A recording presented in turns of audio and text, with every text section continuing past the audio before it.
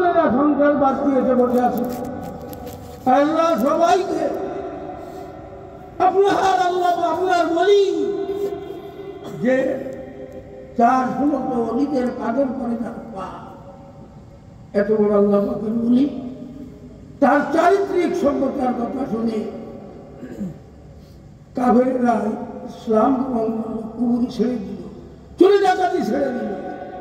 আল্লাহ তিনি যেদিন সশরীরে কাফেরদের সামনে হাজির হয়ে কাফেররা গায়ে হাত দিতে চাইলেন, আমরা আসলে দাঁড়িয়ে তাকে স্মরণ করতাম।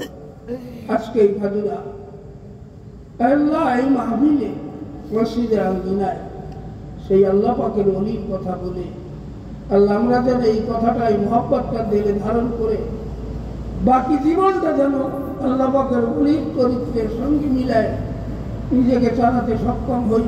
আপনি আমাদের পরে ক্ষমা নাজিল করেন। এই মাহফিলে যারা অর্থায়ন চিন্তা ভাবনা করে, বিশেষ করে আমার ভাই মোশাররফ সাহেব এবং মসজিদের সভাপতি দুজনে থাকি, ওনার অফিসে বসে আমার কাছ থেকে তারিখ নিয়েছিলেন, কিন্তু এই তারিখটা ছিল 8 তারিখ। সেদিন লক্ষ্মীরে মাহফিল থাকার কারণে আজকে পাল্টায় এই তারিখ দেওয়া হয়েছিল। এই অফিসে বসে এই তারিখ পাল্টাই তারিখ দিয়ে যায়।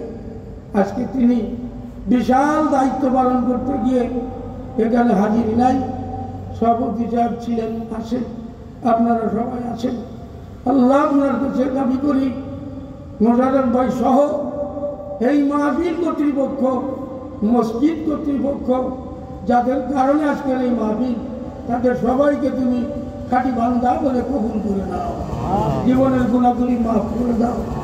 পর্দার আড়ালে মা বোনরা যেন যেখানে বসা আছে সেখান থেকে উঠার সঙ্গে সঙ্গে যেন নিষ্পাপ হয়ে, আল্লাহ আমরাও যেন নিষ্পাপ হয়ে উঠে যার যার বাড়ি যেতে পারে। আল্লাহ তৌফিক দান করুন। বাকি জীবনটা আপনি সুখময় করে দিয়ে আমাদের আব্বা আম্মা তাদের বেঁচে নেই, যারা যেখানে আসে আল্লাহ তাদেরকে জান্নাতি হিসেবে কবুল করবেন।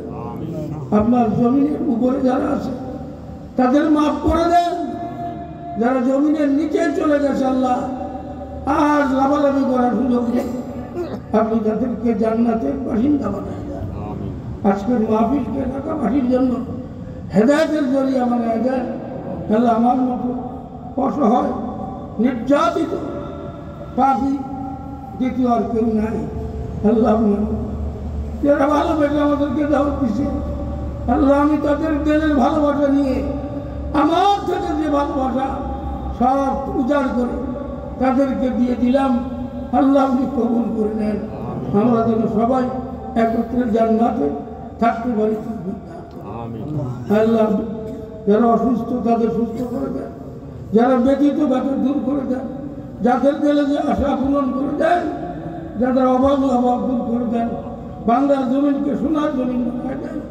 যারা আলেমুল আমাকে নির্যাতন করে আয়না ঘর বানায়, ঘরের ভিতরে নির্যাতন করে মেরে, আল্লাহ তারাও আমাদের ভাই, তাদেরকে হেদায়েত দেন। আল্লাহ যাদের নসিব হেদায়েত দেন তাদেরকে ধ্বংস করে দেন।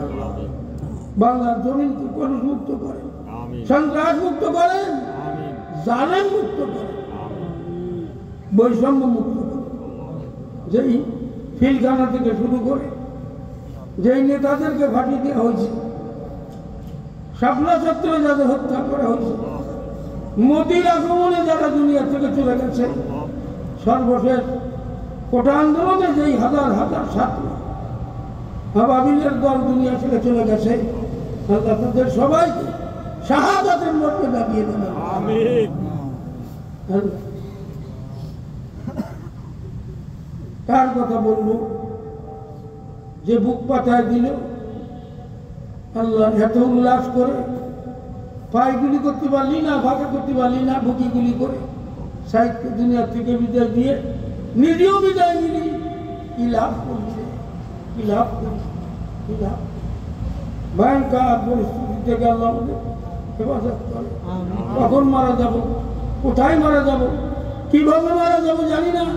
যেভাবে মৃত্যু হোক আল্লাহ বলে একটা ডাক দেওয়ার সুযোগ দিন। কিয়ামতের ময়দানে বান্দা বলে একটা ডাক দিন।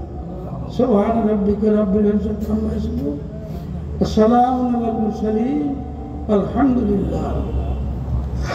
আসসালামু আলাইকুম ওয়া রাহমাতুল্লাহ।